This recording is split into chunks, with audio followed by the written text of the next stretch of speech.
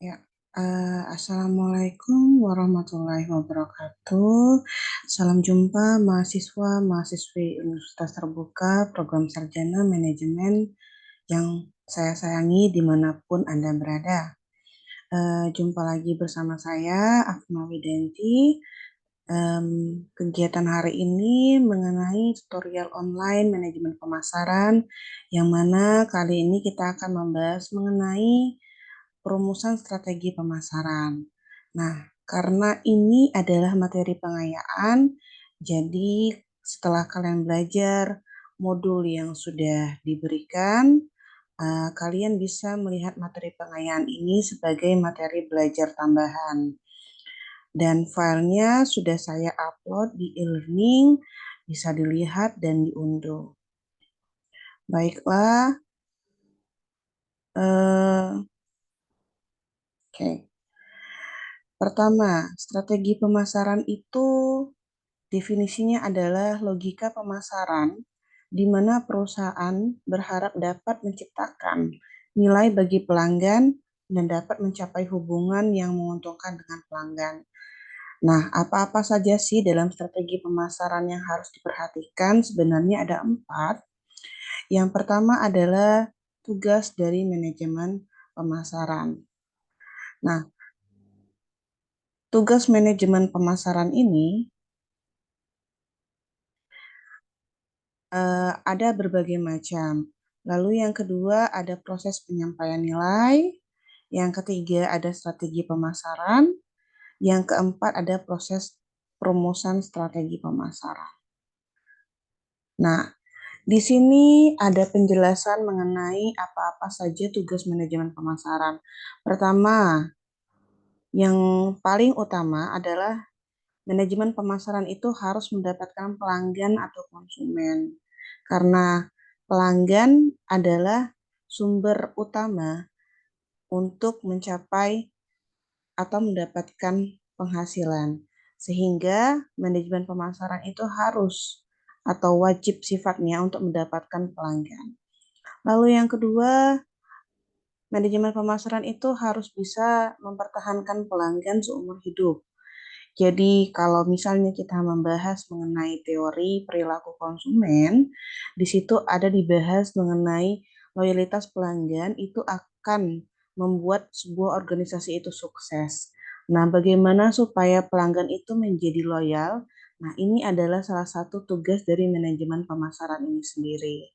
Jadi, jika si manajemen pemasaran itu sudah mendapatkan pelanggan, selanjutnya yang harus dilakukan adalah harus mempertahankan pelanggan yang sudah ada untuk menjadi pelanggan seumur hidup atau loyalitas pelanggan.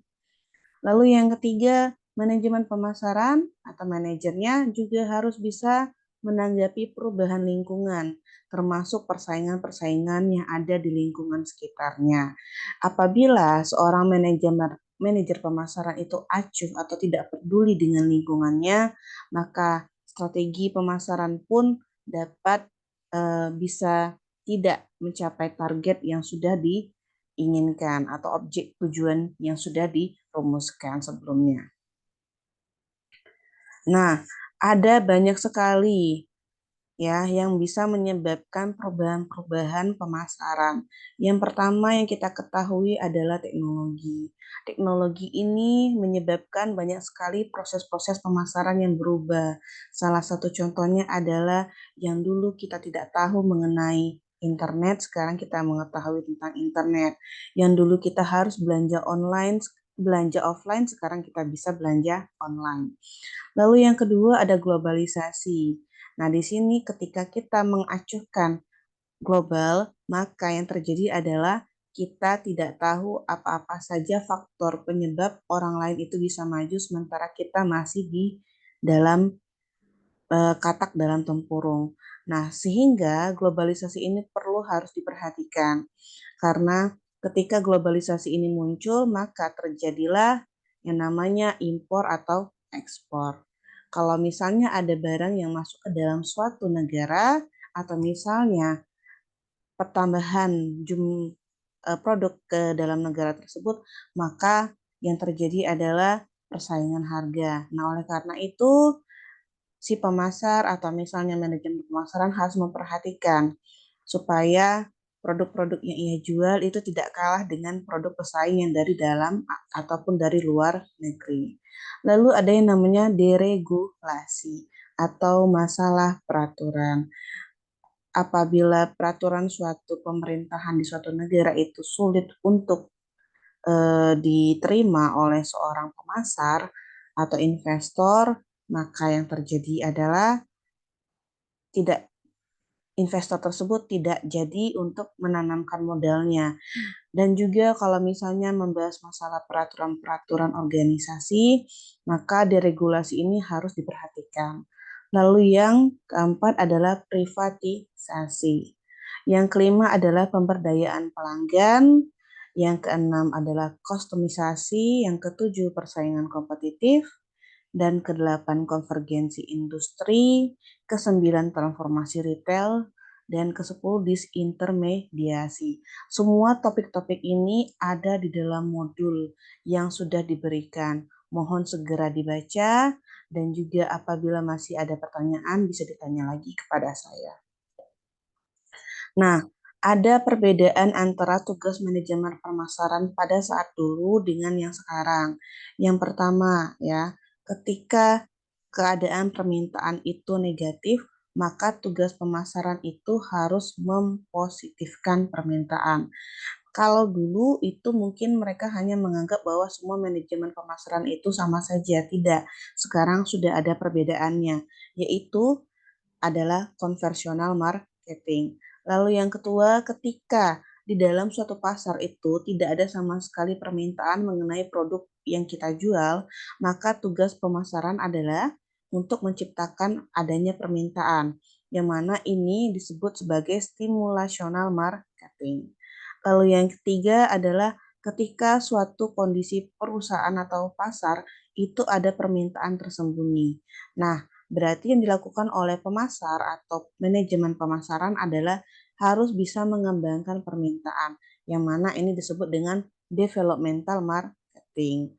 Lalu yang keempat, ketika keadaan permintaan itu sedang menurun, nah yang dilakukan adalah harus meningkatkan permintaan yang menurun tersebut, yang mana ini disebut sebagai remarketing, ya. Lalu yang kelima, adanya permintaan yang tidak teratur, bisa naik, bisa turun. Nah, yang di sini yang dapat dilakukan adalah harus menselaraskan permintaan yang ada, atau yang namanya disebut sinkro marketing. Lalu yang keenam, ada permintaan penuh. Ya, ketika terjadi permintaan penuh, maka yang harus dilakukan adalah mempertahankan permintaan, atau yang disebut dengan maintenance marketing. Lalu yang ketujuh adalah ketika permintaan di dalam pasar itu sangat berlebih. Nah, yang dilakukan oleh pemasar itu justru harus mengurangi jumlah permintaan karena kenapa?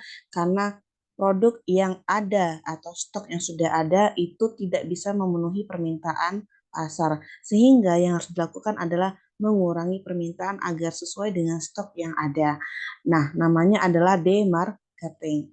Lalu yang kedelapan, ketika permintaan itu tidak sehat. Tidak sehat ini ada dalam arti lain, ya.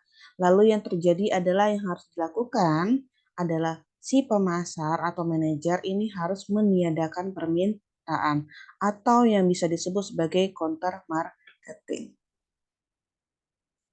Nah, setelah kita mengetahui tugas-tugas manajemen pemasaran, lalu selanjutnya untuk merumuskan strategi pemasaran, itu kita harus mengetahui bagaimana proses penyampaian nilai.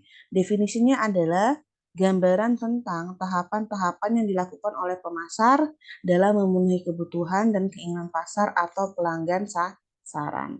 Nah, dalam proses penyampaian nilai itu ada 4 step. Yang pertama adalah analisa peluang yang sudah ada. Peluang itu bisa dari dalam perusahaan. Misalnya, kalau misalnya perusahaan itu memiliki peluang yang besar atau misalnya memiliki teknologi yang canggih, maka peluang itu yang harus bisa dia manfaatkan. Lalu yang kedua, menyusun rencana strategisnya. Ketika mereka sudah mengetahui S-nya apa, strength-nya apa, weakness-nya apa, opportunity-nya apa, threat-nya apa, maka mereka harus bisa menyusun rencana strategi. Nah, rencana ini itu bisa merencana sebagai jangka pendek, jangka menengah, ataupun jangka panjang. Nah, setelah rencana itu disusun, selanjutnya yang ketiga, rencana tersebut diimplementasikan ke keadaan secara nyata, ya. Setelah diimplementasikan secara nyata, lalu dikendalikan melalui misalnya controlling atau evaluasi. Nah, proses-proses ini tidak bisa dihindari, harus satu demi satu dilewati. Nah, salah satunya adalah proses perencanaan strategis. Pertama, kita harus menganalisis situasi. Situasi ini itu berasal dari berbagai macam, dari dalam lingkungan perusahaan maupun dari luar perusahaan. Lalu setelah itu, kita harus menetapkan tujuan yang ada. Menetapkan tujuan itu bagaimana? Tujuan kita itu apa? Goal utamanya apa? Lalu setelah tahu, kita harus paham bahwa tujuan itu bisa dapat dicapai. Setelah tujuan itu didapatkan, maka yang dilakukan adalah memilih strategi dan taktik yang sesuai, yang mana itu bisa mencapai tujuan yang ingin diharapkan. Implementasikan strategi tadi, implementasikan taktiknya, lalu setelah itu kita evaluasi apakah strategi dan taktik kita itu sudah sesuai atau tidak, di mana yang kurang atau di mana yang bagusnya. Yang bagus itu diperkuat, yang lemah itu maka berarti harus dievaluasi ulang kembali. Nah, bedanya antara tujuan, strategi dengan taktik ya. Kalau tujuan itu adalah memberikan kepuasan kepada kelompok pembeli dan masyarakat yang lain dalam pertukarannya untuk mendapatkan sejumlah laba atau rasio antara penghasilan dan biaya yang menguntungkan. Jadi intinya tujuannya adalah mendapatkan profit. Nah, profitnya itu seperti apa, seluas apa, dan juga kepuasan konsumen itu sebesar apa yang ingin dicapai. Lalu kalau misalnya strategi itu adalah suatu rencana yang diutamakan untuk mencapai tujuan. Strategi itu adalah rencana. Rencananya itu harus yang paling utama.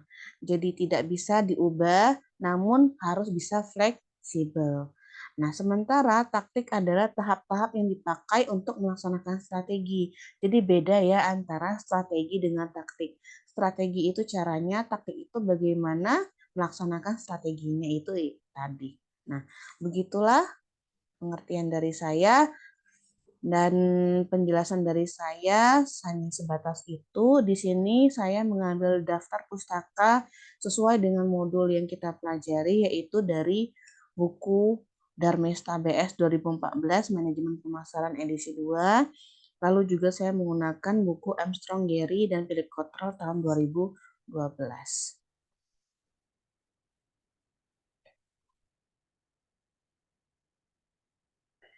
Itu saja dari saya. Apabila ada pertanyaan lagi, silakan bertanya kepada saya melalui kotak pesan ataupun juga bisa melalui komentar. Dan apabila sudah mengisi tugas, jangan lupa mengisi presensi juga. Terima kasih banyak. Assalamualaikum warahmatullahi wabarakatuh.